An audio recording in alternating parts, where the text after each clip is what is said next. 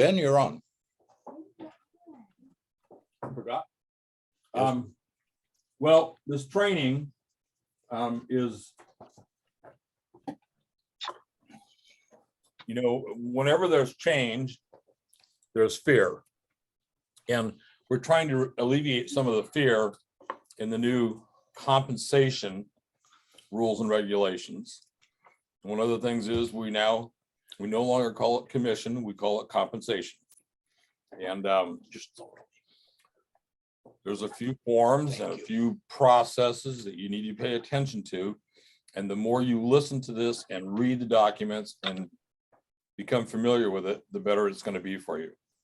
I don't think it's going to have a drastic effect on anybody's income if you're willing to embrace it and learn it.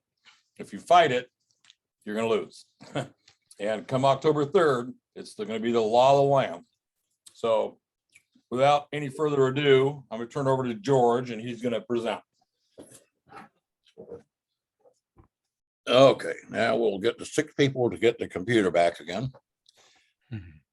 Hello, everybody. I can't see anybody, but for those of you that don't know me, my name is George Lassiter. Ben keeps me awake at night, so I have to help him out a little bit so I can get a little bit of sleep. October the 3rd, as Ben said, is going to be changes that we have never seen before as far as representing buyers in the Pacific Northwest real estate world. Assuming you read the legal bulletin and have previewed the documents, you got a little bit of taste of what it's going to be like. For just by way of introduction, I've been doing real estate for 35 years. I'm a little older than I look, although the last few weeks have aged me considerably. I'm also a retired Washington State Trooper, and I've been doing real estate since July of 1987. Wrote my first offer in July the 20th of 1987. Interest rates were 16.5%. We never dreamed that we would ever see 10% again, much less 3.5 or 2 3/4 or anything like that.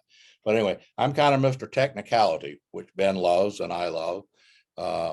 So, I try to help Ben out in the technical side of things. Although we did a session this morning, this is still relatively new. We learned things, and when I say we, I mean Ben and myself learned things this morning as we were going through this, and I anticipate that we're going to learn some things this afternoon when we're going through this. Please don't be afraid to ask questions. Lord knows when you ask questions is the way I learn things, and we still got at least 3 more sessions of this to go to help your fellow brokers. So we want to learn all we can. What we learn after we leave you today, we'll get back out to you, but we can also take that information out to the brokers yet to come to the training. As something that has been around for a long time, let me back up. Come October the 3rd, there's going to be a need for you to have conversations with your buyers before you go out and do any work for them. Not only is the new process new program going to require it, but law is going to require it, and Ben's policies are going to require it. Agency and agency law is going to be very, very important come October the 3rd, because you're going to have a discussion with your buyers at the beginning when you first meet them, which means that you need to talk about the law of a real estate agency. And although you don't have this in your pamphlets at home, folks here in the office have got the front copy. You're going to have to learn this pamphlet just a little bit, and I'll be the first person to admit I don't know the pamphlet. I know just enough to keep me out of trouble out there, but I've never really discussed in depth with anybody, as technical oriented as I am, over the law of real estate agency. But the law says you have to present this to them at the beginning of, excuse me, let me admit one more person here. The law says you have to, at the beginning of your relationship, discuss the law of real estate agency with them, give them this pamphlet, and give them the opportunity to ask you questions. If something happens and they say, well, George didn't talk to me about this, you know, that's going to be the question a judge will ask. What did you cover? And did you give them the opportunity to ask questions? If you didn't give them an opportunity to, you know, see the pamphlet and ask you questions, then you didn't do an adequate job of informing them. As a police officer, I had to advise folks that they should keep their mouth shut, that if they talk to me, they were going to go to jail. As a real estate broker, you have to tell folks that, you know, here's the things that I can do, and here's the things that I can't do. Yeah, that's the law of real estate agency. Two things that Ben is going to need at the beginning of a relationship, and one of them is going to be for you to have your buyers sign the front page of the law of real estate agency pamphlet. Give them an entire pamphlet, you print it off at the multiple listing service a website. You probably should keep a couple in your car with you and print an extra front page. And just have the buyers, once you get through discussing it with them and giving them an opportunity to ask questions, just have them sign it, not initially, sign it and date it somewhere on this front page. And then you're going to need to send that to Ben. Because along with this, you have to have a contract with the buyer, and that's going to be the agency representation agreement, the exclusive buyer's agency agreement, the Form 41. This is a contract. Ben is required by DOL to have this in his file. Even if you never sell these folks anything, that is a contract. You're making a contract with them to provide real estate services. So as soon as you sit down, somebody calls you up and says, hey, I saw a nice house down the street and I found your name online. You've never met them before. Can you go show me this house? That's the old way we would have jumped in the car and gone and done it. We can't do that after October the 3rd. You're going to need to meet them someplace, somewhere, and have this discussion with them about real estate agency and about your compensation, because the buyer is going to determine how much money you get paid. Seller is not going to be required to offer compensation anymore. It's going to be entirely subject to negotiation and an agreement between the buyer and the seller. So the exclusive agency agreement, where you're reaching a contract, and that's the Form 41, you're going to sign a contract with the buyer to provide real estate services to them. And if you're looking at the Form 41 for the folks that's online, paragraph 1, buyer brokerage firm appoints whoever, put in your name there. If there's multiple people, 2 agents working on it, put both names. If there's 4 people working on it, put 4 people. Otherwise, somebody's not going to get paid. Plus, they can't represent the seller or the buyer. So if you're working as a team and various team members are going to be interacting with this customer, everybody's name has got to be there in order to be legal to give them information and talk to them and help them out. And again, the contract is between the firm and the customer or the buyer. It's never between you personally and the buyer, always between the firm. So that's the reason why the buyer authorizes the firm to appoint you and whoever else to represent them. Legally, if you depart before you reach a transaction and something is going through closing and you depart the company before that closes, legally, that deal still stays with Ben. If the buyers sign a buyer agency agreement and you depart before anybody buys anything, the buyer still has a contract with Ben. You can't take that customer with you until that contract is canceled. Okay. And you can't You know, that'll be something to work out as you're leaving. When you first meet people, and I'm not going necessarily in line here with the form, but we'll get down to form. When you first meet somebody, and this morning I used a term, hold on, let me admit. Okay, when you first meet somebody in the table at Denny's down here, and you have this discussion, you can figure probably 45 minutes to an hour. You should not go meet them at the house and have this discussion in the house. Okay, you, again, assuming you've never met them before, it's just not real kosher to go out to somebody's house to show them a house and then have this conversation in their kitchen. Number one, you're probably being videotaped, and I can assure you there would be a complaint file. Number two is not really conducive to doing good business. So get your conversations done before you go show. Number one, you need to make sure you're going to get paid. If you don't have this agreement in place, the buyer is going to pay you. You may not get paid. You can't refuse to show listings that do not offer commissions. Okay. And I said commission on purpose there because it ain't going to be commissions no more. It's going to be compensation. And although I will slip several times during the next several hours and call it commission, we need to get really used to it, because the contracts will no longer be commission. The contracts will be compensation.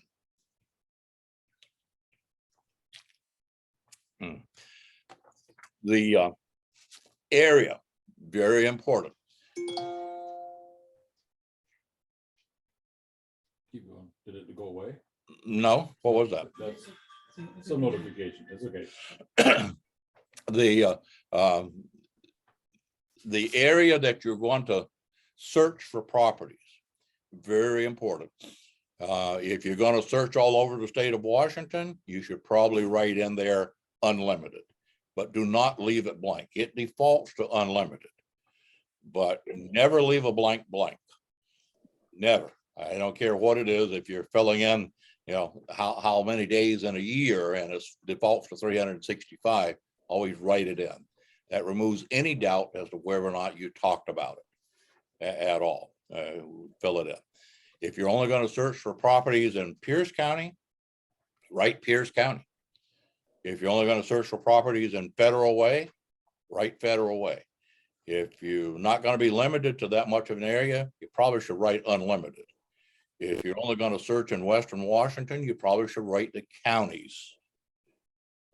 Don't just say Western Washington, but write the county. But be specific as to the area that you're going to be searching for properties for these particular customers and buyers. And for example, if your buyer can be working with two agents, he can be working with you in King County and a different agent in Pierce County if their agreement says King and Pierce.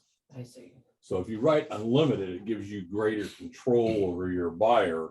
If you limit to one area, they may get clever and hire another agent for a different county. Yeah. Or city. That makes sense. Always better to be cast a wide net. Yeah. Okay. Very first question you should ask anybody is, are you under contract? Do you have a buyer brokerage agreement with any other broker? Okay. If they do, you then need to inquire what areas. If they say unlimited, you have to say, I can't work with you. Okay. I'm sorry.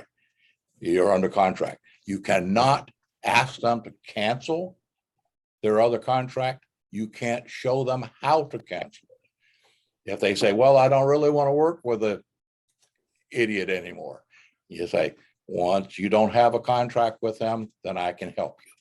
But it is subject to civil punishment, not only through the MLS, but through the Washington State Attorney General's office, for you to encourage anybody to cancel a contract with a like business. So no matter what, if they're under contract for represent in the area that you're going to represent them. And again, if you're going to represent them in King County and they have an agreement with somebody in Pierce County, that's fantastic.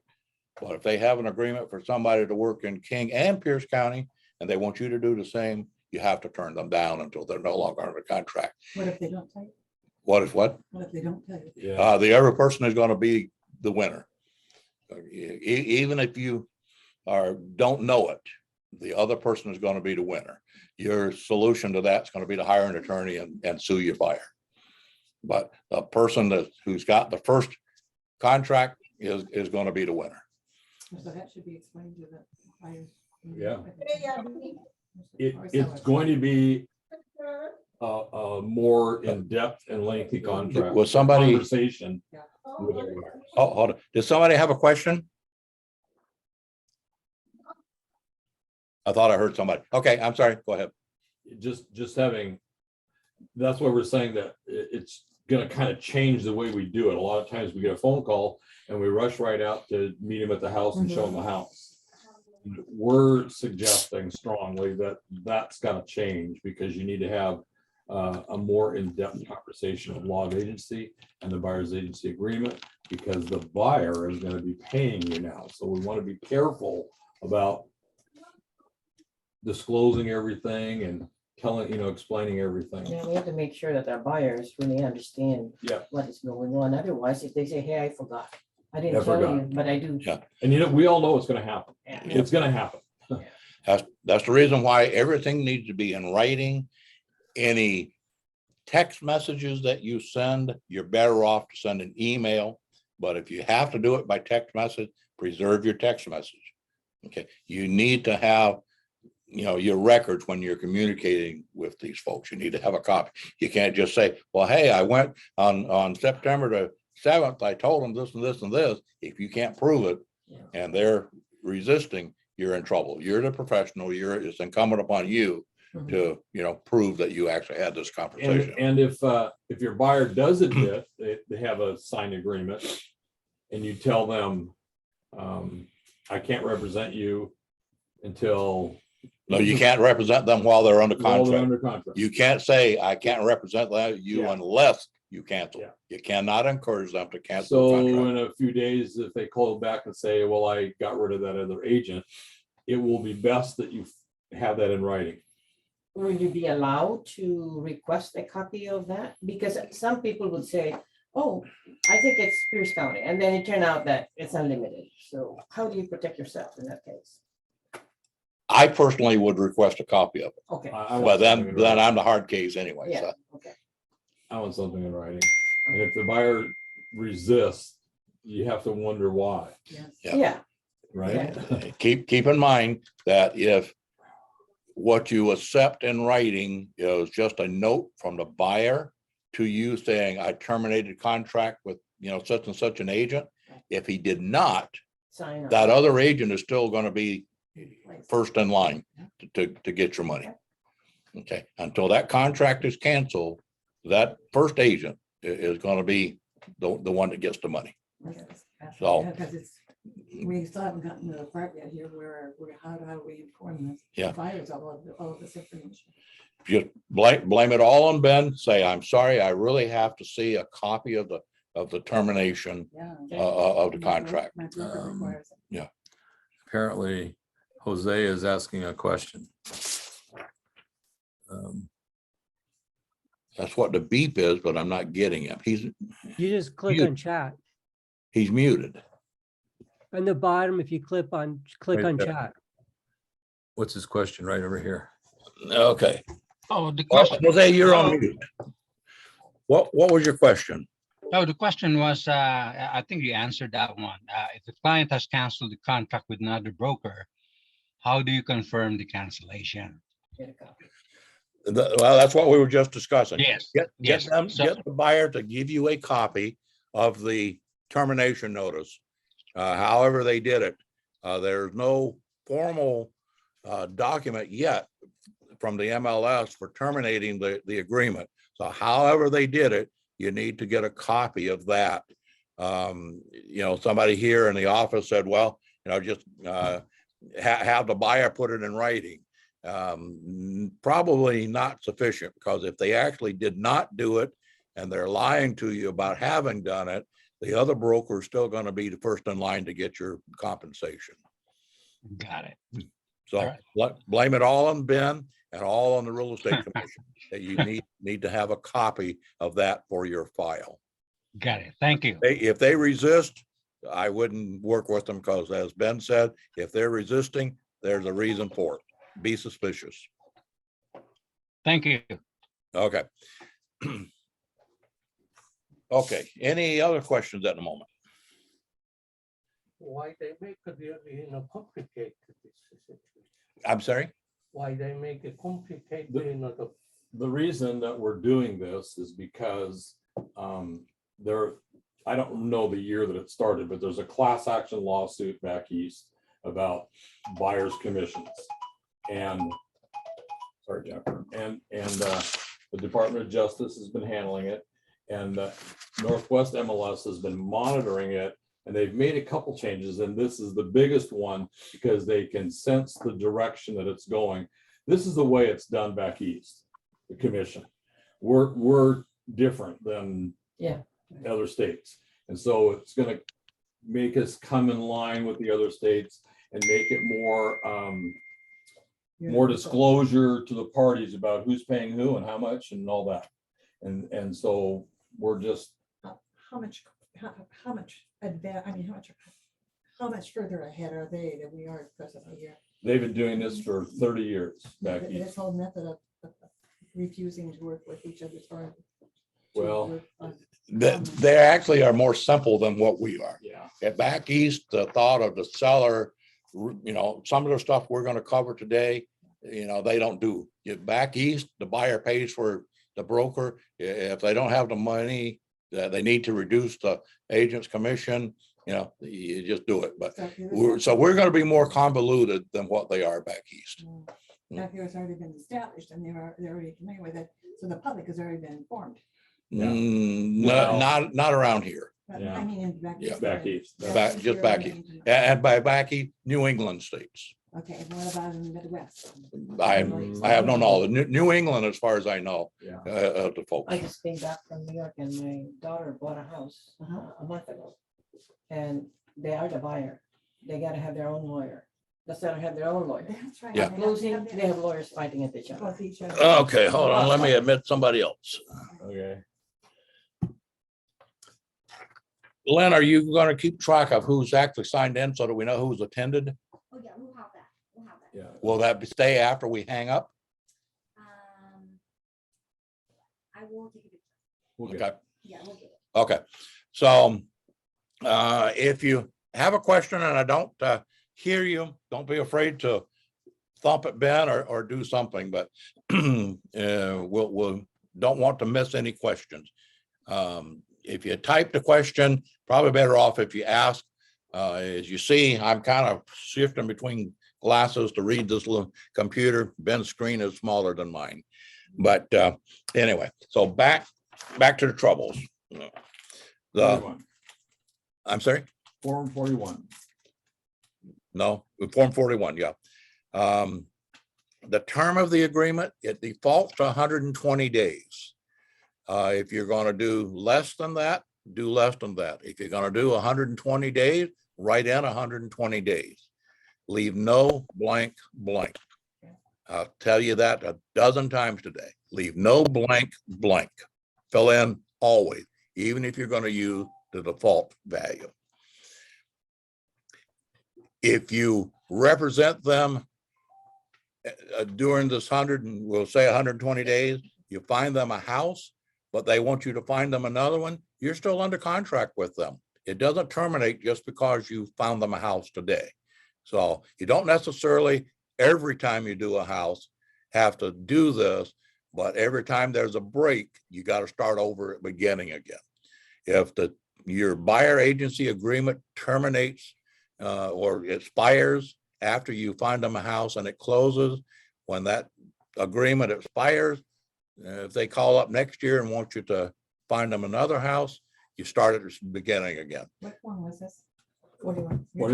41. And is there, and the automatic default on there is 120 days? That's Yeah. correct. Presently.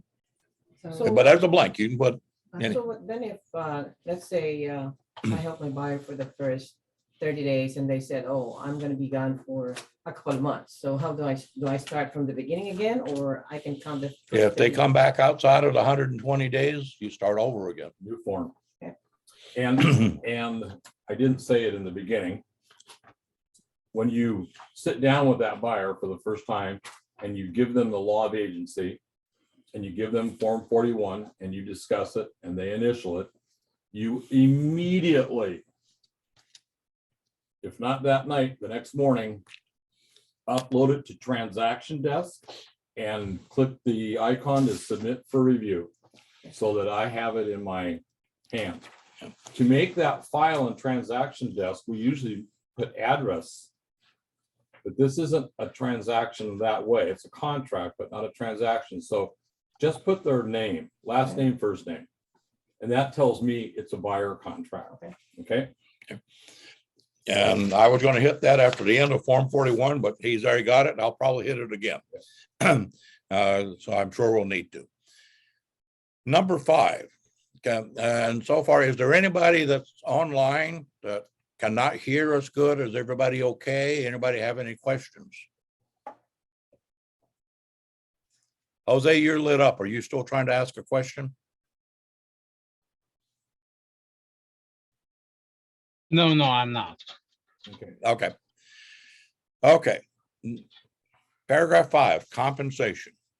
And again, this is what you're signing when you first meet them before you go show them the house, when you get together with them at the back table and Denny's. Compensation, got to have this conversation with them. If the buyer purchases real property located in the area during the term, then buyer shall pay to buyer brokerage firm the compensation as follows. And there's a box there that you need to check.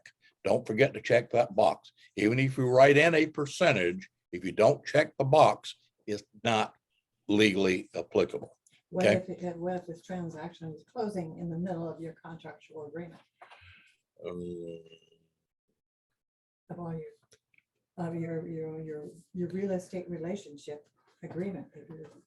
If it closes while this is in effect, you're fine. What I'm saying is right here, the little check box in section 5.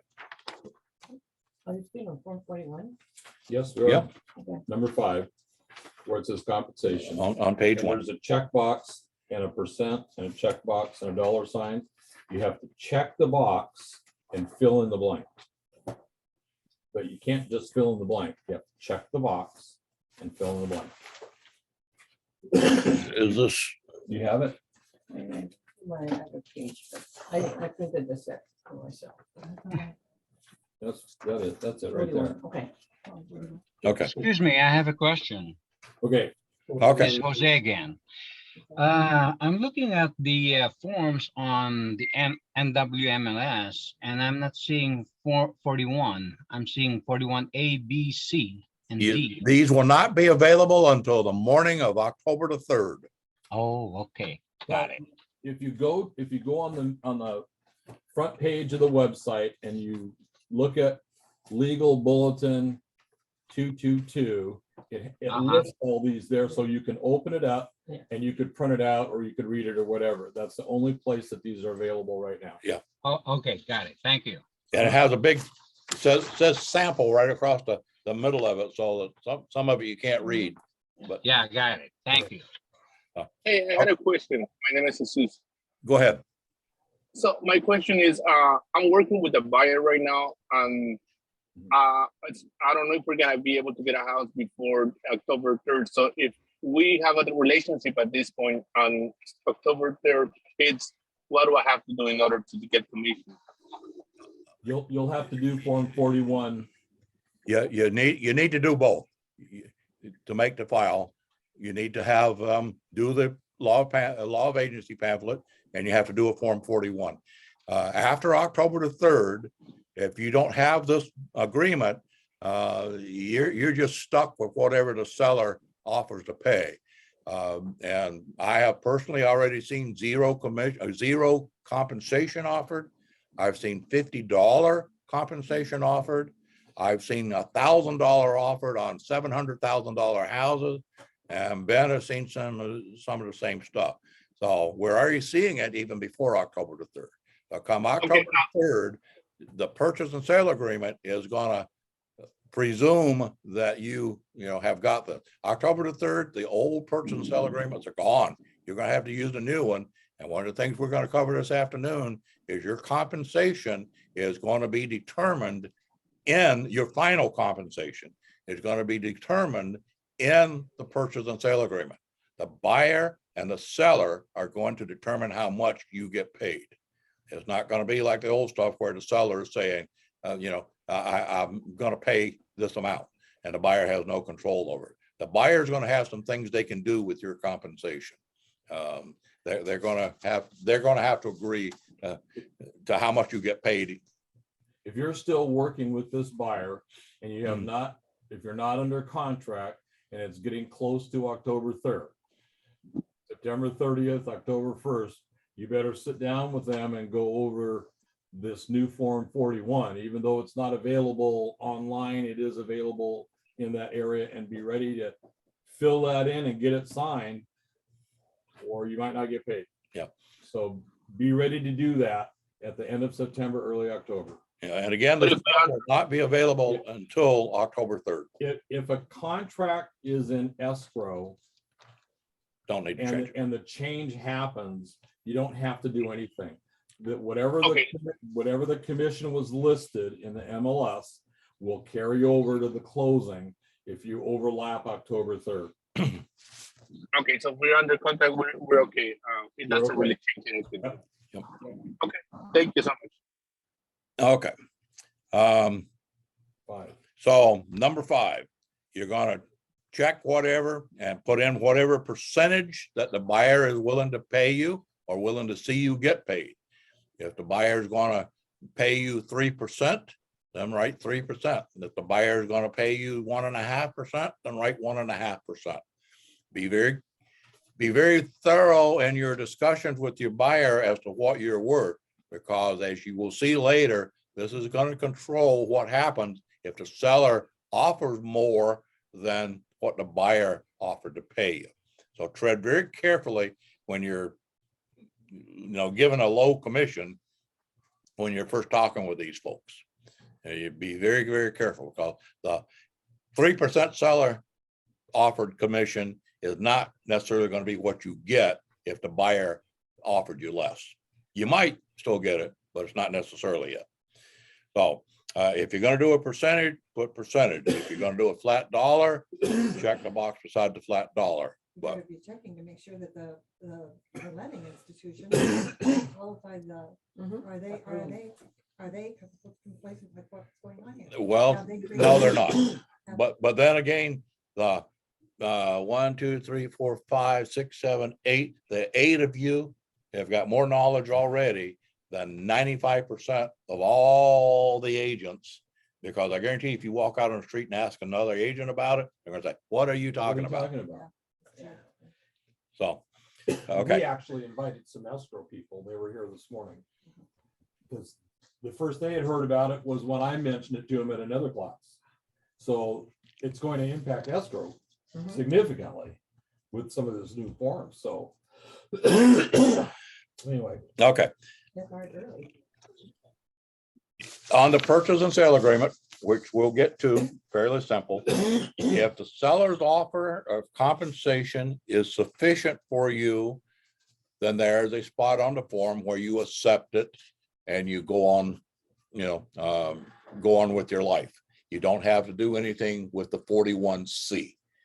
If the seller is not offering satisfactory compensation and the buyer has agreed to pay you more, but the buyer is asking you to try to get the more out of the seller, then you have to do the Form 41C and send it as an addendum, goes in with the purchase and sale agreement, and you ask the seller to pay additional compensation. Seller does not have to agree to it. He can kill the deal. He can counter offer by saying, no, I'm not willing to pay it. Then the buyer has to say, well, okay, I'm going to accept his counter offer and pay you the extra money. Or the buyer can say, well, I really don't want to pay you, So, I'm not going to agree to his counteroffer of insisting on no compensation. At that point, somebody someday is going to get into a legal argument over, broker's going to say, buyer, I found you a house. You promised to pay me, and I found you a house and you didn't pay me, so you owe me money. That's coming down the road. I guarantee you that's coming down the road. But, we'll worry about that when the day comes. We just don't want it to be us. Okay. If the compensation from the, if the buyer asks you, and when we get to the 41C, there'll be all kinds of complications there. But if the seller's offer of compensation is equal to or greater than the above amount, buyer shall accept the seller's offer of compensation. You notice it didn't say anything about the broker accepting it. It said the buyer would accept it. Okay. And the seller shall be about, where did I go? I'm right in the middle of the sample again. I'm sorry, guys. Yeah, I'm trying to read through the dark print here. Buyers should not be Okay, obligated. if any amount of compensation offered by the seller that is greater than the above amount shall be, check one, paid to the buyer brokerage firm or credited to the buyer to the extent allowed by the buyer's lender. How many folks think that the buyer is going to let the agent have it if they can get it credited to them? But these are all options you've got to give to your buyer. And remember, the lender has to approve the buyer getting any money. You can't do it under the table. And for many FHA programs, this is gonna be tough. Yeah. I think.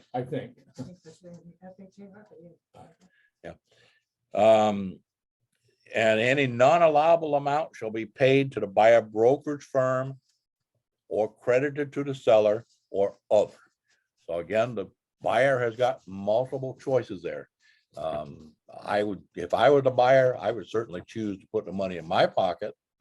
But if you can't put it in his pocket, then hopefully he would put it in the broker's pocket. But then again, maybe something has happened and they're just going to let the seller keep it. But you have to go through this paragraph and discuss these options before you undertake to provide real estate services. And those are the key things. That's the legal term that I'm using. And I worked with, starting in 2008, I participated with the Washington Real Estate Commission and trying to sideline the Washington Association of Realtors impact, but I helped a lot of ways write some of the new stuff that we got in 2010. And the term they use is undertake to provide real estate services. That's the legal term that is used. So, okay. Compensation from the buyer. If the seller's offer of compensation is less than the above amount, buyer shall accept seller's offer of compensation, if any, and pay the balance of the compensation to the buyer brokerage firm at closing. In the purchase and sale agreement, buyer may request that the seller pay all or a portion of buyer's compensation obligation to buyer brokerage firm. May request. There's no way to force the seller to do it, but we can request it. Filtering listings. Broker shall bring listings to the attention of buyer regardless of the amount of seller's offer of compensation unless otherwise agreed as set forth herein. So if the buyer is saying, well, I'm going to sign this compensation agreement with you, but I really don't want to see any houses that's not going to pay you what I've agreed to pay you. You have to check this and get them to, and write in here, don't show me any, listings where the seller is not offering to. No 0% listing. Yeah. Okay. Or something like that. No, remember, it check doesn't the have to be box. zero. Some of these folks are putting $50 Yeah. and $1,000. So need be specific, but you've only got a little, Yeah. they only got a little short space there. Will protect the broker Yep. from being charged of filtering listings, because it Yeah, says right. specifically that the buyer don't want to see any listing that doesn't pay commission for On, it. on the discipline reports that show up on the MLS every couple months, you can bet come November, December, there will be fines levied for people filtering. You gotta do it. Okay, now, the question I had instantly was, there is a state law that says that a buyer's broker cannot be required to show listings that do not offer to pay them a compensation. Bad news. Well, good news. If you don't have a buyer broker agreement, then you can legally refuse to show them. But you're gonna run a risk of not getting paid what you want to get paid. If you've got a buyer brokerage agreement, which Ben is going to require, it's gonna be a requirement for you folks. You're not gonna be able to work without one. If you got a buyer brokerage agreement, then that overrides, because you signed a contract with them saying that I will show you this unless you request me not to. So don't get caught up. Somebody out there is gonna say, well, there's a state law that says that I don't have to show. That's true. But if you sign a buyer brokerage agreement, which is your only guarantee to get paid, that's the only way you can really guarantee getting paid. If you sign a buyer brokerage agreement, you have to show them even the reduced commissions. Make sure you have that conversation. The commission on a $500,000 house at 3% is $15,000. So make sure they've got the $15,000 or that it's coming in a loan, Right. one or the other.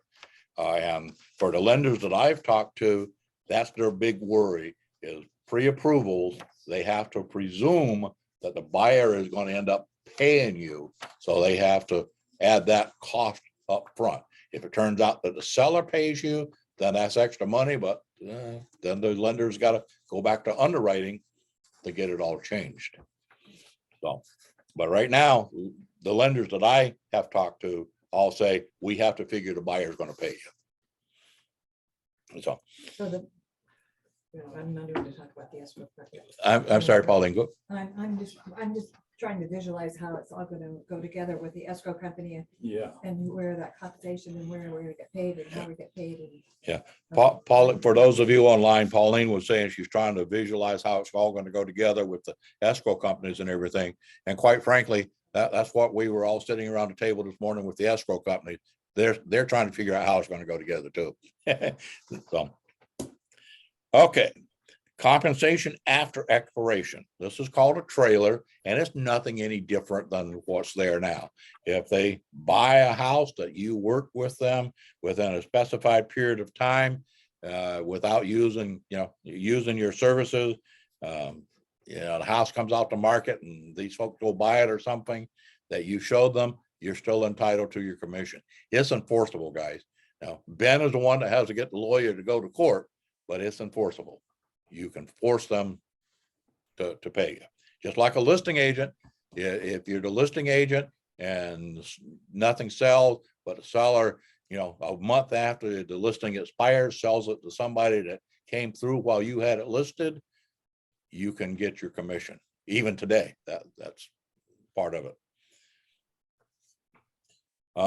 Number 6 authorizes the designated broker and any supervising personnel to be dual agents in the event that the listing broker and the selling broker are members of the same real estate office. Nothing changed from that. Doesn't authorize necessarily you to be a dual agent, but it makes the designated broker a dual agent. Okay.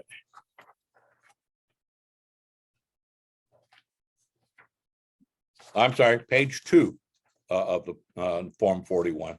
Nothing really different on here. On the new listing, the sellers are not warranting encroachments and boundary lines and stuff like that. On the current listing forms, they are. So that's going to be something that we're going to have to figure out where who's going to determine if there's an encroachment. It really should not be the selling broker. Shouldn't be the listing broker either, but Did it show on the previous title search, any encroachment on the property? Well, It might. it but might, No No. guarantee. but in my case, no. It wasn't there when I bought the house, but it's there now. Oh. This is how the houses are clean in. Yeah. Inspections recommended, as always. And again, if you're gonna do inspections, and that's something that Ben is gonna come out with, and there is a form on the MLS. If you recommend an inspector, you have to give at least 3 recommendations. And if you say, here's 3, but I'd really call this one, I'd be careful, folks, because right now, there's a lot of trouble. If you're watching Jesse Jones on Cairo or King 5 Investigative, there's a lot of trouble with real estate brokers making recommendations for inspectors and lenders, especially lenders, and things going upside down. And the folks are complaining like wild and suing the real estate companies and the brokers. So be really careful with your recommendation. What if the buyer asks you, which inspector have you worked with in the past? You can be honest, with them and say, I've worked with them. If you're going to say, I would use him, you need to be careful. You need to give them 3 choices and let them choose. And again, I was Mr. Hardcase. I always told them, I don't make recommendations. You find one, if I were you, I would find one that belongs to the national accrediting folks and do your own. I never lost a buyer because of that, but folks I work with just got used to me from day one of being the hard case, and this is the way we're going to do it. If you want to do it right, I'll take care of you and we'll work fine, but I'm just not going to endanger myself. Same thing with lenders, and especially with lenders. And I know we all have our favorite lenders. We all had our favorite inspectors, but we need to do 3 at a minimum or none. Tell them find their own. Okay. I'll be honest with you. Most of the folks that found their own were happier with their inspectors than they would have been with any that I recommended. Absolutely, because it's their money and they're having to make that decision. Yeah, absolutely. To Yep. get out of that. Yep. I've never seen an unhappy customer because I told them, I'm not recommending anybody. You need to find your own. They all have friends who bought and sold. Yeah. And I start the conversation. I realize it's not about these new forms. Hold on, I'm omitting somebody. Trying to. There we go.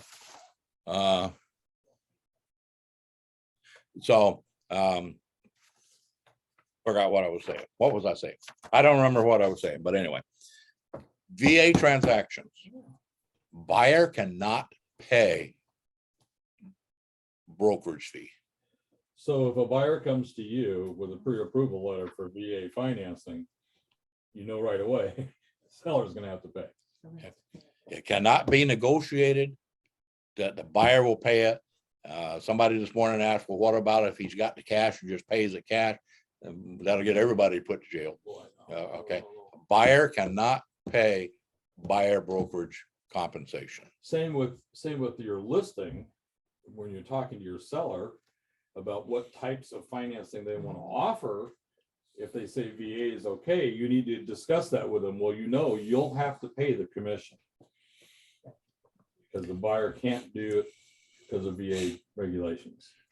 Now, the answer that we don't have at the moment is, suppose we raise the price by the amount of the buyer's commission and the seller will pay it. I don't have an answer. It's going to depend upon the appraisal. Now, back in the old days, when I used to make a lot of money doing valuations for banks and mortgages and stuff like mortgage companies and stuff like that, the first thing we did was subtract any price increases. What if 2 people entered the waiting room? No. Sheila took off the. You need help? You got it? Do what? You need help? Well, I clicked on it and it went away. So Okay, all right. I'm assuming we're okay. So, yeah, is the property worth it? Who knows? Let's face it, we were seeing some wild appraisals recently, but the market has changed. So, you know, raising the price of a house $15,000 to cover the buyer broker's commission, a lender may balk at that. What about appraisers? Well, the lender, of course, is going to be the first one. Yeah. Yeah. But even if the appraiser says, well, the house is worth it, okay. The question I always used to ask, because I got to review a lot of other real estate brokers' valuations and stuff, the old fashioned BPO, back when they used to pay and make it worthwhile to do them. I got to review a lot of them. And the first question I asked, well, if the house was worth that, why wasn't it listed for that in the first place? So, you know. Such a hard out. Pardon? It's such a hard out. Hey, that's what I got paid for. When I was working with Coldwell Banker, Bain, for a long time, my selling percentage compared to listing percentage was 100.1% of list price. And I never paid a penny out of the seller's pocket for closing costs for any of that. The house was always, you know, buyer suddenly came up with money. I tell the seller, price it with what you're willing to sell it for, and don't overlist it, don't underlist it. Somebody will come along. I average a 5-day selling time, 5 days on the market selling time, when the market was averaging 37 days. So you can be a hard ass and still sell real estate.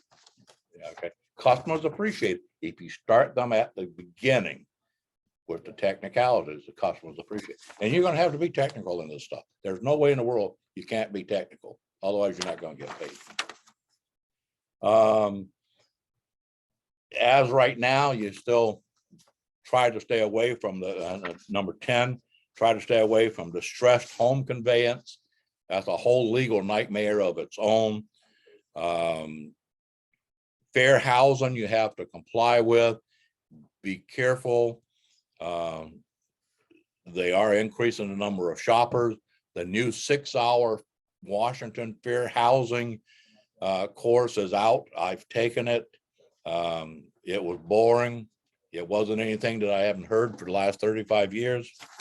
Oh, Somebody said they're in the waiting room. yeah.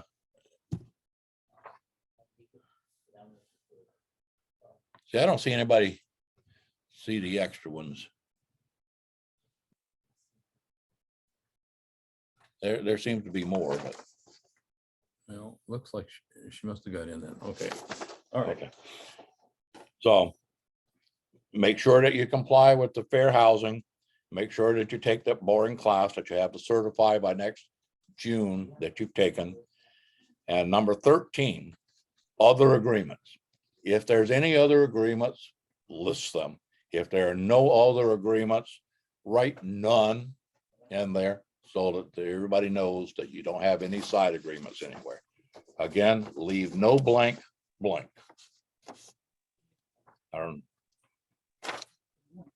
one other favorite saying that I didn't say when Why I wasn't first it started. I can't hardly hear it. Is there a speaker thing? Okay, go ahead. Who's got a question?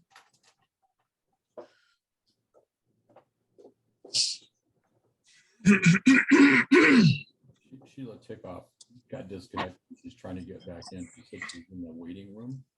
She's in. She's in? Oh, Mhm. okay. Yeah, she's okay. There's nobody All else. right. She's in now. Okay. Okay, my favorite question, or one of my favorite quotes that I started off my last class with, on a different subject, is it ain't a problem until there's a problem, and then you got a problem. And that came from an attorney in an escrow company that used to love real estate agents doing the wrong thing or not doing it correctly. So do things correctly, do things the right way, do things the honest and ethical way, and it won't be a problem. And again, I'll repeat it. If you don't do it the right way, it ain't a problem until there's a problem, and then you got a problem. And that's not copyrighted. You're welcome to use it as all you want to use it. Okay, any questions on the Form 41? That form, remember, and the front page of the law of agency pamphlet is going to have to be uploaded into transaction immediately upon you entering into contract. Do not wait until you write purchase and sale agreement. If you meet somebody at Denny's tonight and sign this contract, put it in transaction desk under their name, because state law requires that Ben have a copy of all contracts. This is a contract. Okay, even if it's just a contract to provide real estate services, state law mandates. And every time I've ever been audited, when I have my own company, they always ask me, how about any contracts for providing service? So what are you talking about? This is what they're talking about. And get in the habit, after you have them sign the law of agency and you've gone over Form 41 and they've all signed it, take a picture of each document and text it to them. So you've delivered a copy. You can email a copy later, but at least you've given it to them right away. We all have good intentions on doing it first thing in the morning. And then something happens and we forget, and another day. So the best thing is to get in the habit, take a picture of the documents they sign, text it to them, email it to them, so they have a copy right away. Please. Don't depend upon them taking the picture. You need to prove that you gave it to them. If they take the picture, they may go home and say, well, gee, I really don't like this, and delete it. You can't prove that you gave it to them. And you must give them a copy at the time of signing. Well, after you change the photograph, don't forget to go ahead and send. Yeah. Well, if you do it right in front of them, Oh, I mean, while you're sitting, oh, why you do send? Yeah, I would take a picture and I'd say, Oops, here it is. text or email, here it is. Boom. Done. okay. Any questions before I move on? Okay, the actual legal bulletin 222, all however many pages of it, I'm not going to delve into because it really doesn't shed any actual light on how to do it. It sheds a lot of light on why we're doing it, but I'm not so much into why we're doing it as to how to do it. So, you know, it's there for you to read if you're interested. The next form that I'm going to go over at the moment is going to be the 41C. So anybody online, if you've got the forms there or need to pull it up, 41C. It is a one-page document, and you'll have to pull it up if you're online. You have to pull it up out of the Legal Bulletin 222. It's not currently available through Express Forms. Okay, this is an addendum to the purchase and sale agreement. If you accept the seller's compensation as offered on the front page of the purchase and sale agreement, which we're going to get to, but if you accept that, then you don't have to do anything with the 41C. Okay, if you don't accept it and you tell them, you know, other see attached addendum, this is the addendum, and this is where the buyer starts negotiating away your income. Okay. First blank, and again, just as with today's forms, the dark print, the highlight is not part of the contract. It's an informational heading only and is not considered to be legally part of the contract. Same on any of the contracts that we got, not just these forms. So, One more time over there. So where are we supposed to maintain these, retain these? Are you going to want them with a purchase and sales agreement, or what do you? Law of agency and Form 41, the buyer's agency agreement. You're going to create a file and transaction desk with their first and last name and upload it in there. 41C is part of the contract that you write an offer. And so this is an addendum that you'll include, and it gets uploaded in the transaction desk. It gets sent to escrow, it gets sent to the lender after your mutual acceptance. So it's part of the contract. But only when Only you're when not you, accepting what is Exactly. stated on Form 21. there you go. Only what? Only- If the list, let's just take an example. If there's a listing and the seller is offering 2% commission, $700,000 house. If you agree to that, you don't need Form 41C. There'll be a spot on the front page of the purchase and sale Where for you to say that you agree. that you accept that. If you want 3 instead of 2, then you're gonna have to use 41C. Sheila, do you have a question? You're highlighted. I'm sorry, I don't. Okay, just making sure. Thank you. Okay. So let's talk about the 41C. And again, this is an addendum to the purchase and sale agreement. So the first box is buyer brokerage firm's compensation, no compensation offered by the seller.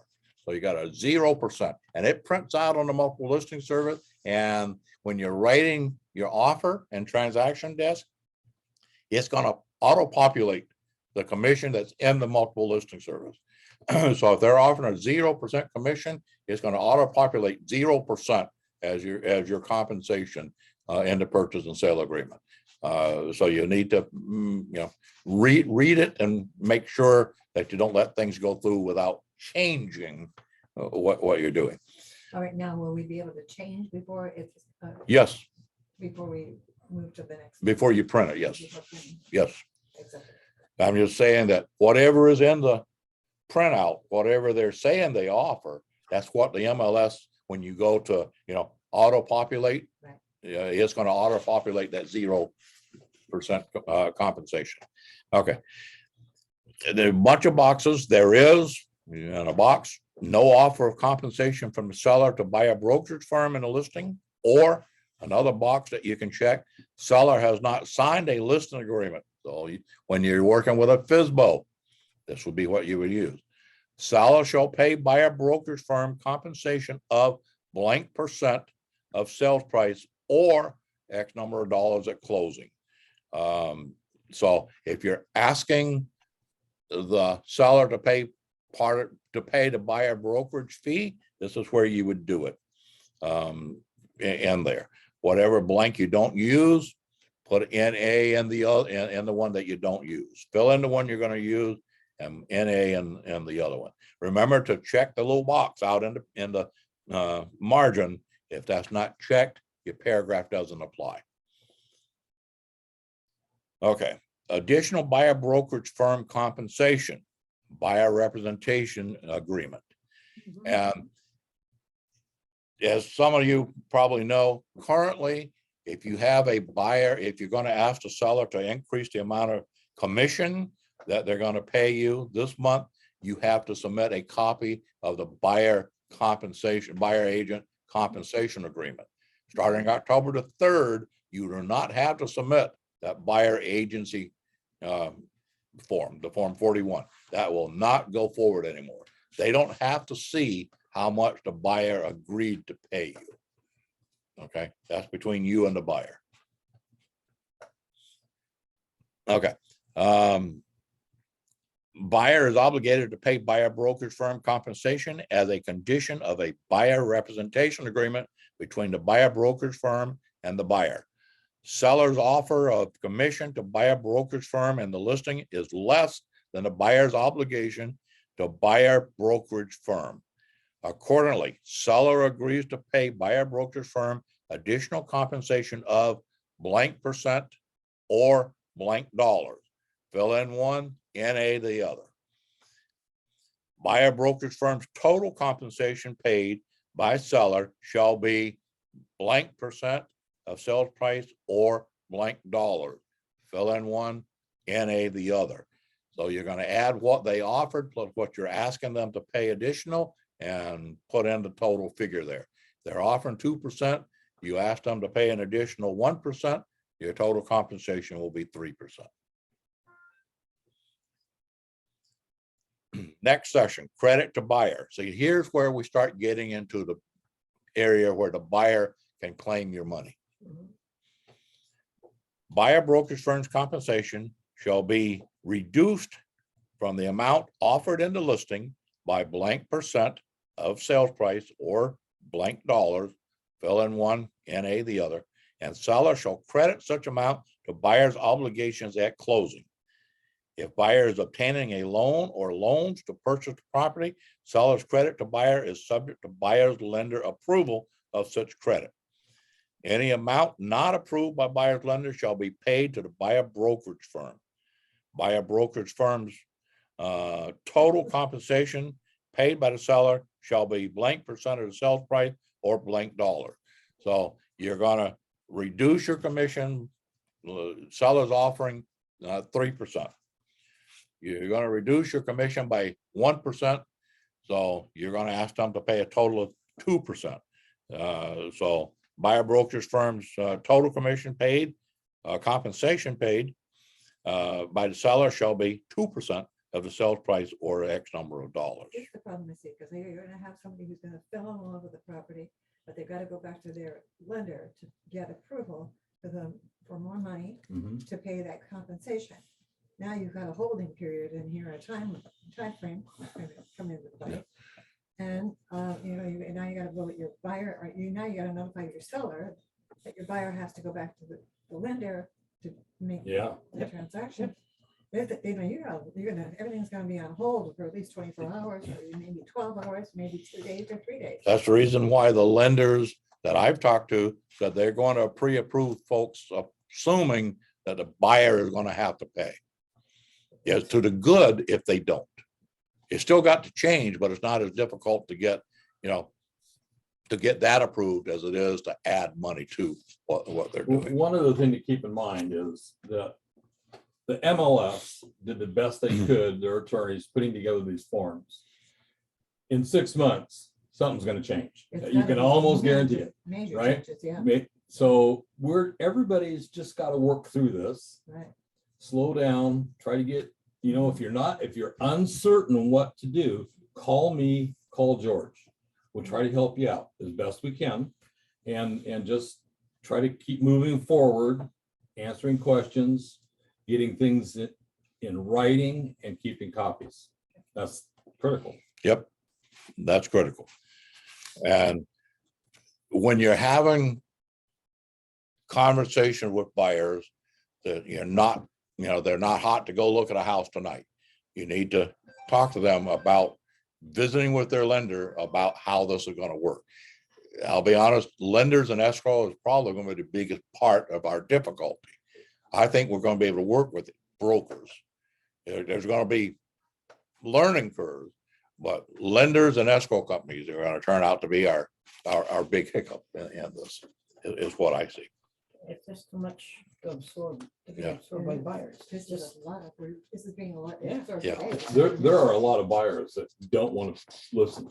No. Well, that's why I hired you. You pay attention to it, right? Or you advise me. Well, I can't tell you what to do. I can just explain it to you, We're gonna hear a lot of that. Complex enough as it is. Because some consumers that's why they hire a real estate agent, because they don't want to worry about all the other stuff. Yeah, otherwise don't forget everybody going out and buy a house to begin with. They think they're gonna do it all by themselves. They don't need a real estate agent. Right. Okay, Good luck. They can go out. moving on. And as you notice, that let the buyer reduce your compensation. The next one is not shy. It says reduction in buyer brokerage firm compensation. Yeah. Buyer brokerage firm's compensation shall be reduced from the amount offered in the listing by blank percent of the purchase of the sales price or blank dollar, fill in one, NA the other, and then ignore the parentheses. That will not be in the new forms. The stuff that's in the parentheses in that line will not be in the new forms. I had a conversation with the multiple listing service and I won. Don't worry about what's there. It's not worth wasting the time over. It will not be there. The purchase price offered by the buyer reflects the reduction in compensation owed to the buyer's brokerage firm. Buyer brokerage firm's total compensation paid by seller shall be blank percent of sales price or blank dollars, fill in one, NA the other. folks, I tell you, this is gonna be, and the escrow folks this morning agreed, this is gonna be a nightmare, this one paragraph. Because in the purchase and sale agreement, the price offered is gonna be the reduced price. Okay, and I used it this morning, but let's, a $500,000 house. They're offering 3% brokerage compensation, seller broker compensation. That's $15,000. The buyer says, well, I want to offer $495,000, but Mr. Broker, I want you to pay for it. So I want your compensation to be 2%. And we're going to reduce the price of the house. I'm going to offer $495,000. So you don't write the offer for $500,000 and then someplace back here say, I'm willing to contribute this and that and the other. You're going to reduce the price to $495,000. And then this form is going to tell you, I want you to pay me 2% on the sales price. Well, the sales price is $495,000. So you're getting double gigged. You really are. Now, when you're talking on a $500,000 house, the difference between, 2% on $495,000 is, and 2% on $500,000 is $100. But then again, $100 will buy your gas. It'll pay for a month's worth of car insurance or whatever. So I see there being a big problem, because when you're dealing with the high price of houses in this area, the difference between 3% and 2% is going to be wild. So on the purchase and sale agreement, my argument with this is that on the purchase and sale agreement, we're going to offer reduced price based on the broker contributing a portion of his compensation. And then we're going to ask for him to pay the compensation based on the reduced price. I think there's going to be a problem. But, and just in case, and not meaning to embarrass Ben, but these forms are actually written, suggested by a bunch of real estate brokers, designated brokers. There is a forms committee. They get together and decide what should be in this. The lawyers that work for the MLS then figure out how to word it to make it do whatever the forms committee decided. It's difficult sometimes to change, because the one section there that I called up and complained about, Justin Haig, one of the attorneys said, I can change that, but I can't change the rest of what you're concerned about. That's up to the forms committee. Because remember, the designated brokers own the Northwest Multiple Listing Service. Okay, he has to pay extra money, but he is an owner of the Northwest Multiple Listing Service. He elects a board of directors who appoints a forms committee that studies this stuff. The forms committee says, here's what we want it to be. And the lawyers have to make it be that way. But so the lawyers did the best they could do, but the forms committee really got convoluted in what they're doing here. Okay, so this comes into play only if on line 16, you check other. Yes. That's correct. And then last on here, there's a spot that says other. So if there is no other, write the big word none, write it in big letters, none. You want to make sure that everybody knows there is no other. And there. And then there's a place for the buyer broker to sign it. Okay, the broker has to sign it. Now, it's up to Ben as to whether or not he's going to require his permission first, and I don't think he's made his mind yet. I know a lot of companies are going to require, before the broker can give away the commission, the branch manager or the designated broker is going to have to accept it. I can tell you right now, Coldwell Banker Bain will be that way. And I haven't worked for them for a long time, but I did work for them and I enjoyed them. They're pretty leading company, but the agent doesn't do anything with the commission without his manager's approval. Can't raise it, can't lower it. Are you hearing back from the other major companies? I'm sorry. Have you heard back from the other major companies about all these folks? The last person I talked to of any major company was in the 6-hour fair housing course, and there was Windermere agents, there was Keller Williams agent, there was one Coldwell Banker Danforth agent, and there was one Coldwell Banker Bain agent in the class. Those are the big ones that were in there. There were multiple, 36 people in smaller company. When I mentioned, because they were talking, I don't remember what they were talking about, but I piped up, me being me, I had to say something. I said, wait until October the 3rd. And that scared everybody. What are you talking about? And so I went into it briefly, and not a single one of the other 35 brokers in that meeting, and I'm just talking less than a month ago, not a single person in that meeting had any idea what I was talking about. Oh my gosh, And that's scary, that's real scary. because now you're gonna be working with a cross-sale agent that hasn't had any training, possibly. Is this change, is this nationwide? This is just the Northwest MLS. This is just not happening anywhere else yet? But in the New England states, this is how they've already been operating for 30 years. We don't know what's gonna happen. Southwest Vancouver area is a separate MLS. Yakima, Yeah, the Tri-Cities is- yeah, separate. I have no idea what they are doing. We're only talking Washington State. We're only talking Washington State, and we're only talking the NWMLS. Okay, the Northwest MLS. Yeah. Now, keep So in mind, nothing, no telling what would happen if you had a buyer that wanted to buy in Vancouver, or if an agent and a buyer from Vancouver wanted to come up here. There's some language in here that deals with that. But it's gonna be, Because I still have a client in Tri-Cities yeah. that I'm still working on. okay, so keep in mind that this is all coming about because of not Washington, the United States Department of Justice suing the National Association of Realtors quite a few years ago. They reached a settlement, but lo and behold, the settlement didn't hold. So now they're back in court.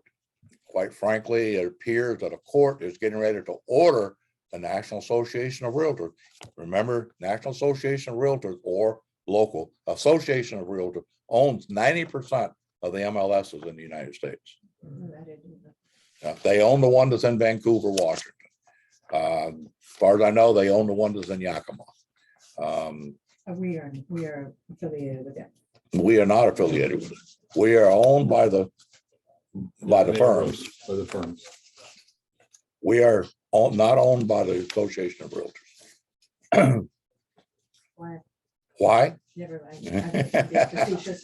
Yeah, Otherwise, it's hard to- I picked that up. I can assure you, I have been in a MLS that was run by the Association of Realtors. It's wild. It's wild. We think what the MLS does, but NAR is all about politics. They conduct their MLSs that same way. Okay, so in your packets, and if you printed it, when those of you online, if you print it, there's a thick bunch of papers that really is the policy of the MLS.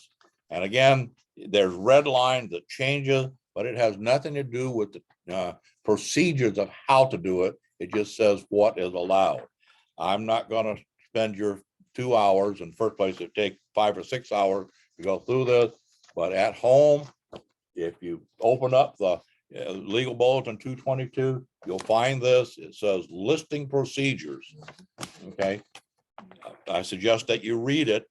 Make sure that you drink plenty of coffee, because it is boring.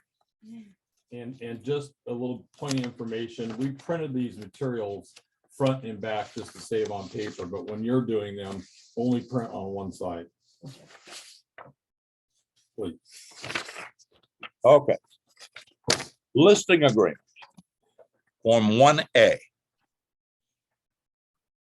Exclusive sale and listing agreement. Now, folks, there's multiple choices of listing agreements.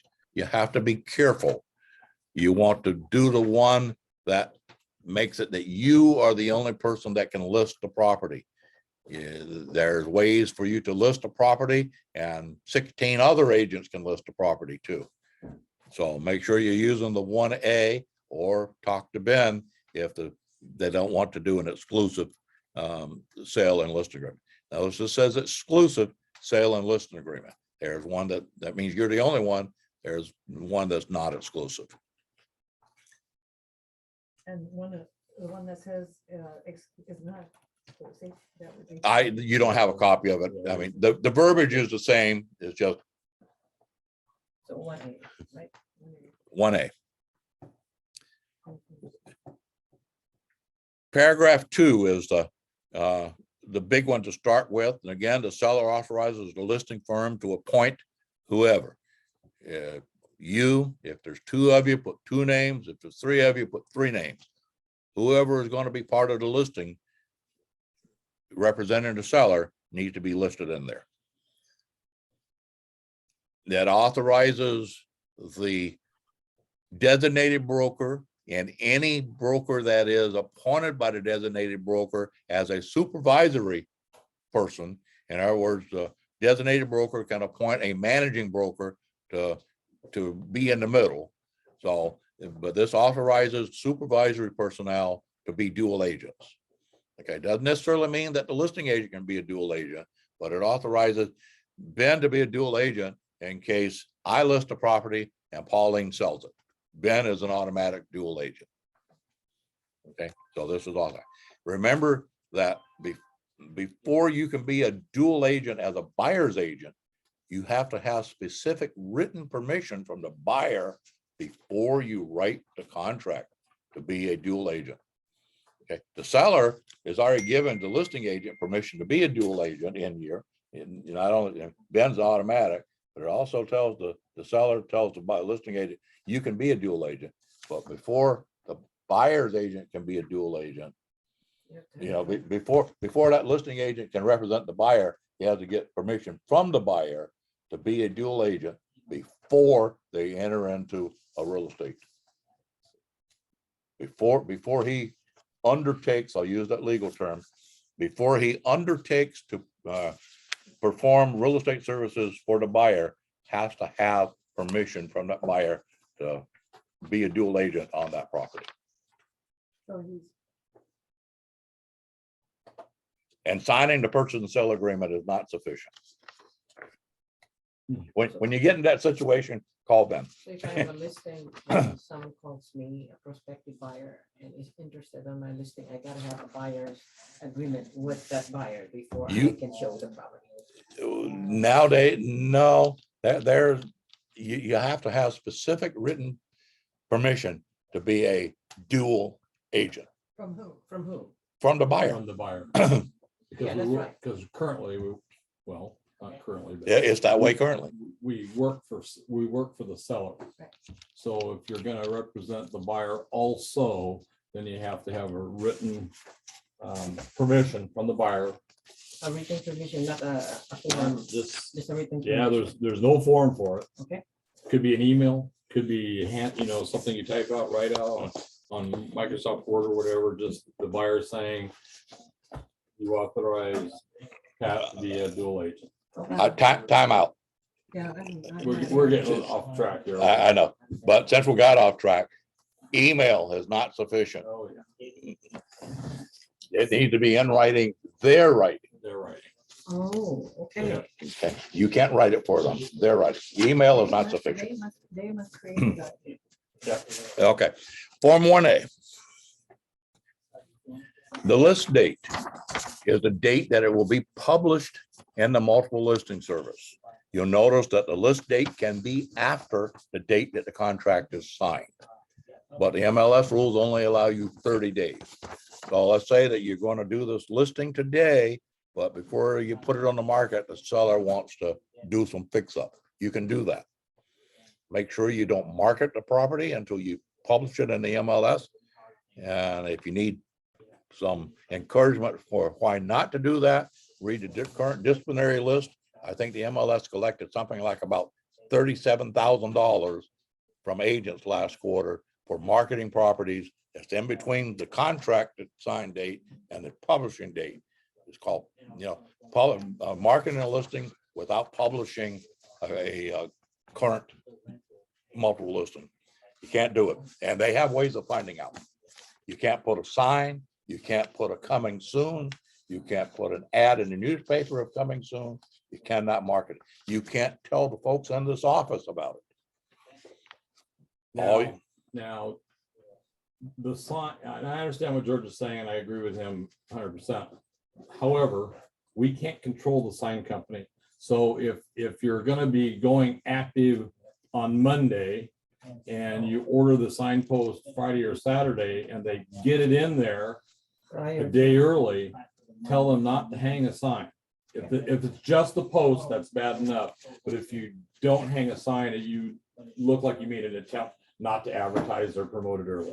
Or let them know when Yeah. your listing is gonna be in MLS before they put the sign. Yeah, and that's. I can tell, It's tough to coordinate with the sign company, but I can tell you what Justin Haig said. yeah. Don't market it. Somebody asked a question about, well, we can't control the sign company. The lawyer's advice was, well, if that's the case, don't order the sign until you put it in the MLS. Yeah. Because if you accidentally get a sign up there and whoever drives by and sees it, you know, and like I say, they find a lot of them. I don't know if, you know, somebody like me is driving by and sees the sign and tries to find the information and lo and behold, it's not in the, you know, I don't think there's happening. Somehow or another, the MLS finds out. It's an expensive fine. Okay, so it allows you to have 30 days between the seller signing the listing agreement and you publishing it in the MLS. Do not market the property before that listing date. Compensation.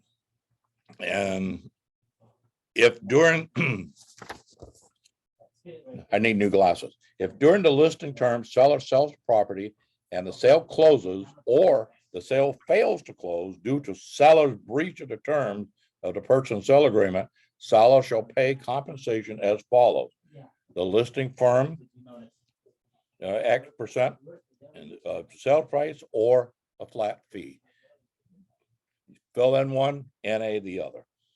Then for unrepresented buyer, the listing agent can, you know, reduce the commission. You put in, if you've got an unrepresented buyer that he's writing an offer for, but he's not going to be an agent.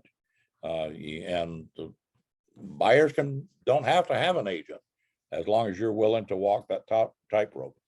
And buyer, you don't have to be a dual agent. The buyer can say, I'll take care of myself. You just fill out the paperwork. If the buyer is not represented by a brokerage firm, then the listing firm compensation shall be blank percent of the sale price or blank dollars equal to the amount in section 4A if not filled in. Don't leave anything blank. Leave no blank blank. I think this just becomes more, people become more familiar with the chaos that's going on with this project going on, where it's going on here. Yeah. We're gonna have fine buyers coming to Yeah. agents and saying, I'm gonna buy that property, but I don't want to screw around with it, let's get it done. Okay, section B, buyer brokerage firm compensation. Blank percent of the sales price or blank dollars, fill in one, NA the other, to a cooperating member of MLS representing the buyer brokerage firm, which includes another broker affiliated with the listing firm who represents the buyer.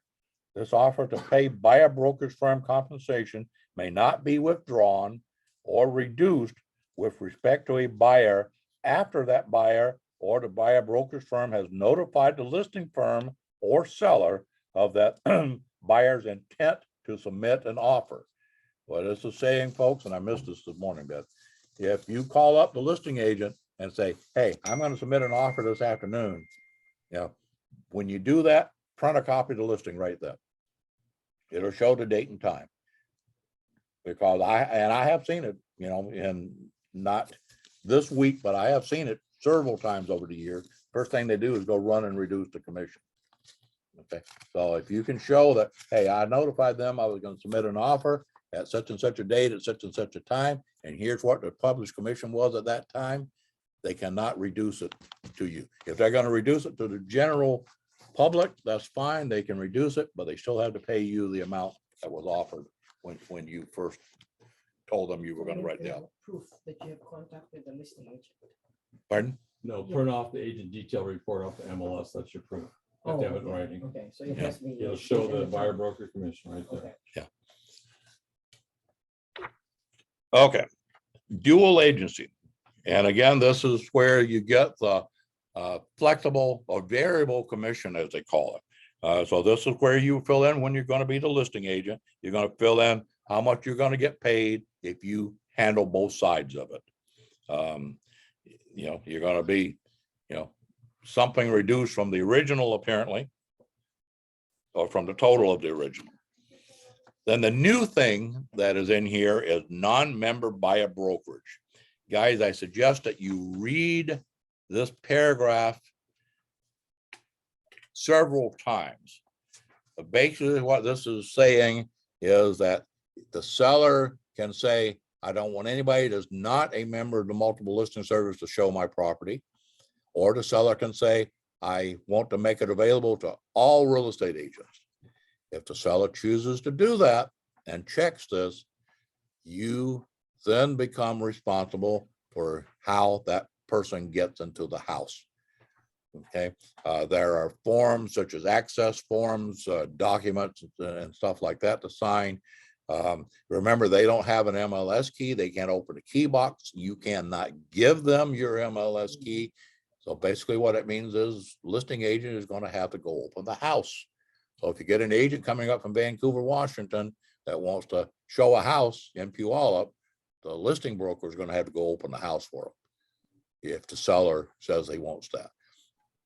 A conversation to have is, if I don't let them, will it hinder the sale of my house? My question to you as a broker is it bothering us now? No, but it will. Well, I mean, I've never had a outside broker from anywhere. Now, we have people that are commercial brokers that are local, that's not members of the MLS. That's a little bit different than having a total outsider coming in. But even at that, right at this point, a commercial broker that's not a member of the MLS can't do it. Can't show the property. So, okay.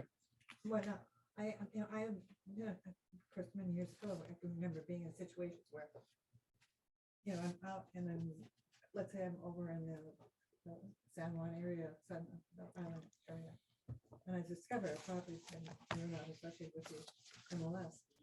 I've called and gotten access, grab it by the listing agent. Or that's what I ended up having to do in order to get access or to look at the property. Again, Did they come and open it up for you, or did they have a contractor box, or? Oh, well, it's been You remember? years ago. Yeah. I didn't know that. and again, you just can't, you know, if you let an outside broker in that house, you have to be with them.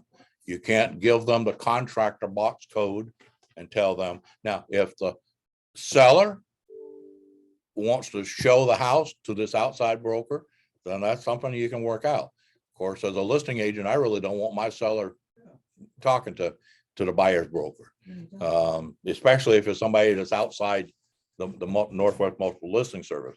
At least we got some control over the process. Because if that agent from Vancouver comes up here and shows a house and the folks want to buy it, what form do you think they're going to use? The Vancouver form. Folks, we're not attorneys. We can't recommend, we can't review those forms. We have to tell the seller, get a lawyer. We can only do forms that we are familiar with. If you get a situation of somebody that's a non-member to the multiple, call me. I want to remember, I had an offer and I tried cities and I called you and you said, you are for. Use our form. And for those of you at home that didn't hear Ben say that, if you have somebody that's a non-member broker that wants access to the house, call Ben first. Please, please, please. Okay. The rest of it is pretty standard as to what's there now: property conditions, seller's warranties, fair housing.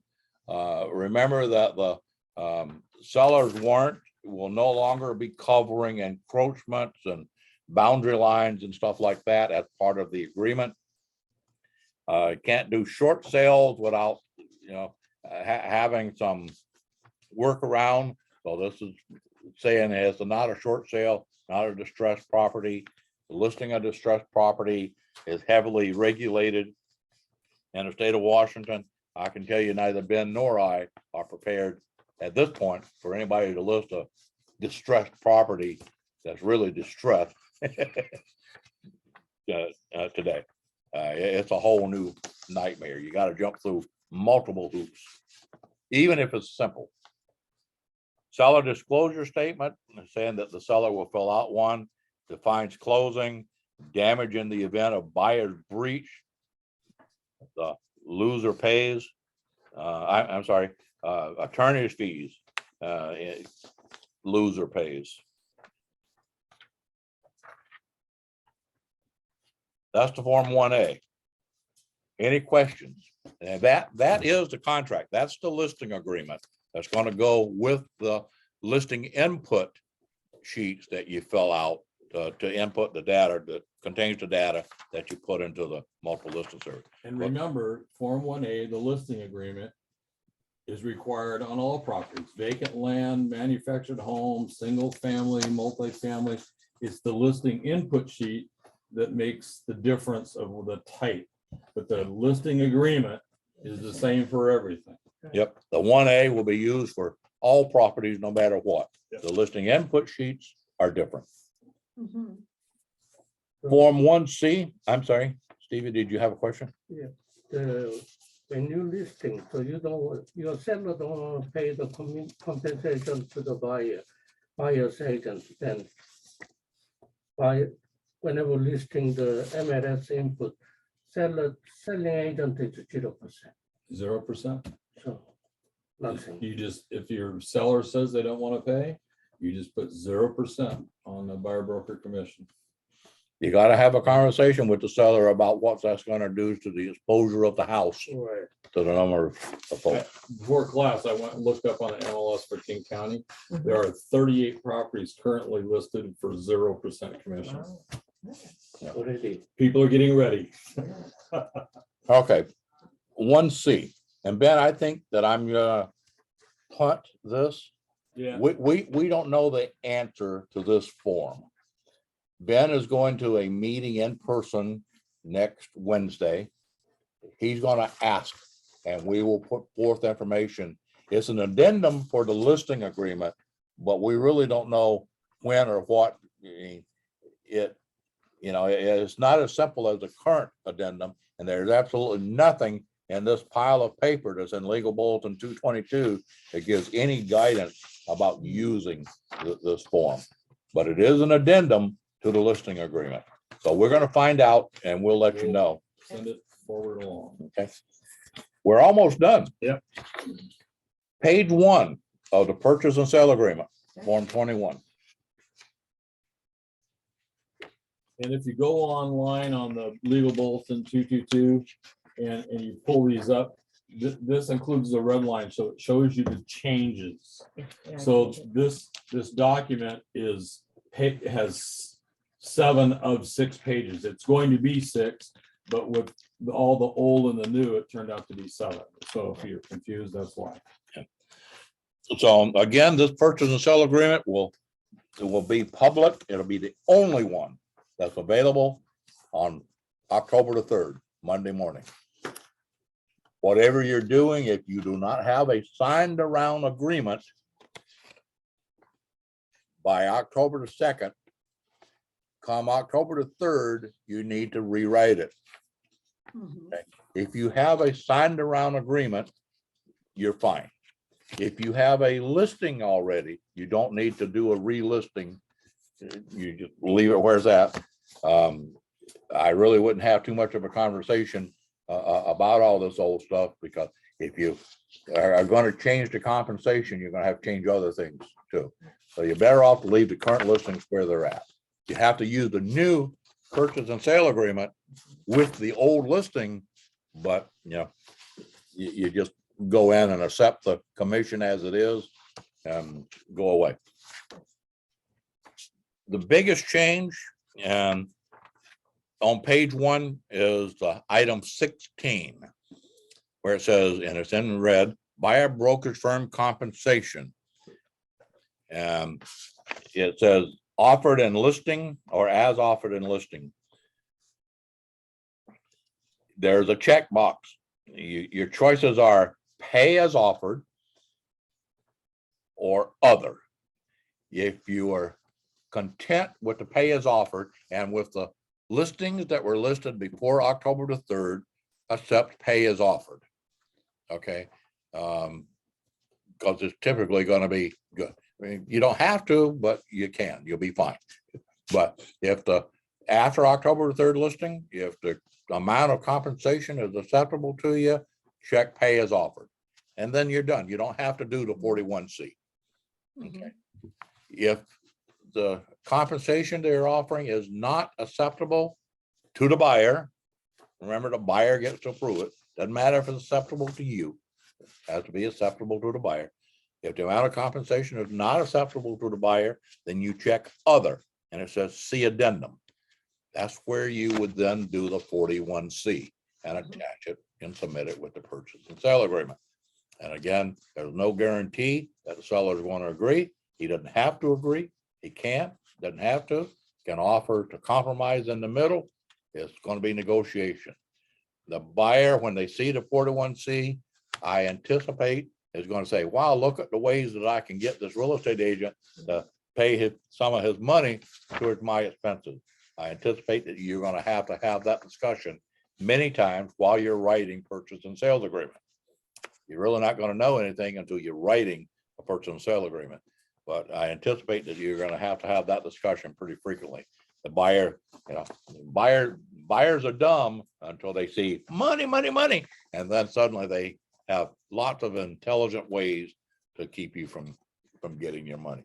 If you're worth $15,000 for selling a $500,000 house, stick to your guns. If you're not worth $15,000 and you're content with getting $10,000, then, give them some.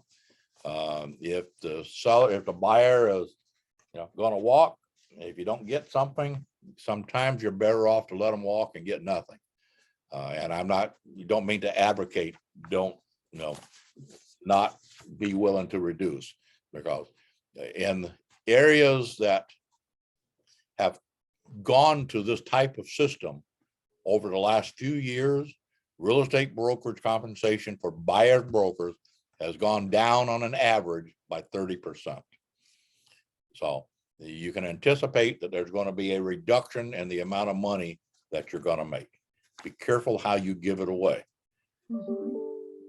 If you have any question, and I'll go ahead and finish. That really is the only change on this, as in everything else, the pages just expand upon all the specific items on page 1. There is an area back here that's redlined about the commission, but it's changing, from commission to buyer brokerage compensation and stuff like that. So really nothing to worry about in this class. Just make sure that you have, to recap, make sure that you have a conversation with your buyers at the moment that you're going to undertake providing real estate services for them. If they are existing customers, you got to have that conversation with them come October the 3rd. When I say existing, if they're folks that you've got, but you haven't got them on the contract, come October the 3rd, you're going to have to convert them. We can't be good old boy handshakes no more. You got to have written agreement, even if you've known them for 27 years. So the East Coast has already adopted these methods, and we are currently starting to, but we are going to assume their methods and start generating businesses. Yeah. Yeah. Then there's a big swath in between the two coasts where things will probably pretty much remain the same. Well, the Department of Justice is going to force the issue of transparency. How the multiple listing services, and again, most of the MLSs are owned by the National Association of Realtors. How the multiple listing services choose to do that is going to be up to the MLSs.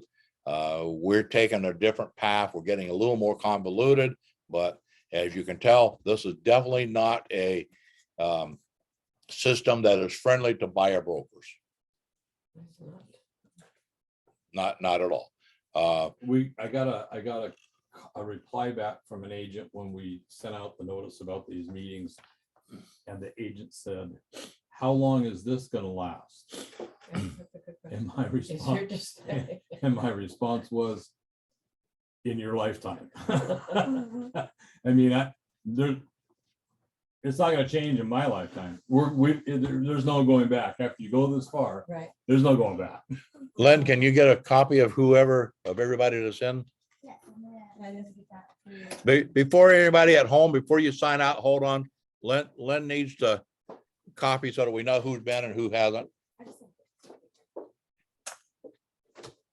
Maybe from now on, a lot of buyers, they're gonna contact listing broker I think so. and then don't wanna pay any, buyer's Yeah. compensation. Yeah. Yeah. Okay. And we're gonna put But- the listing sign. Anybody at home have any questions, any thoughts, any comments? Has to be signed. Everybody sleeping? Getting listings is gonna be even. I appreciate your guys' time and information, and I'm definitely gonna have to come to another one of these because I just feel like I drank out of a fire hose. So I will be seeing you shortly. We're gonna have two more on the 21st, one at 10 o'clock in the morning and one at 2 o'clock in the afternoon and one at 6 PM at night. Please, we encourage you, we would prefer that you come in person. Just because you've been online here or anybody that's been in the office today, please come back. And I know this is blasphemy, but the teacher in me wants to say this. Read the forms. It helps quite a bit. Read them. Memorize it. Yeah, he's repeating my statement. Read the forms. Read the It's forms. easy to understand from you guys if we have did our job reading it before coming over. Read it. Yeah. That's the reason why, because I wrote the alert. That's the reason why I said, read the forms before you come to the meeting. I had to stay till 12 o'clock last night. Oh, really? I just came back from New York Oh, and well, thanks for coming. So you were wide-eyed and ready to do So something. So everybody at home, that's it. Thank you. I thank you for attending. If you have any questions, call Ben. If you can't find Ben, look me up in the MLS. My name is George Lassiter, Lassiter. Call me. Ben has authorized you to call me for questions regarding this. So I'll help in any way that I can. If I don't know the answer, I'll find the answer. If I can't find the answer, Ben and I will find it together. I'll have two people to buy. I So- always call him. And So thanks everybody at home and have a good night and thanks for attending. thank you. Thanks. Thank you. Thank you, George. How do we sign out of this? Thank you, George. Have a good one. Ooh, yeah. It's not just a change, it's a major change. I intend to read it this Yeah, weekend. it's gonna be headache, you know. Where do I push stop at? I just would see, because I had clients in the past that before closing, when they look at the settlement statement Uh-huh. and they see the commission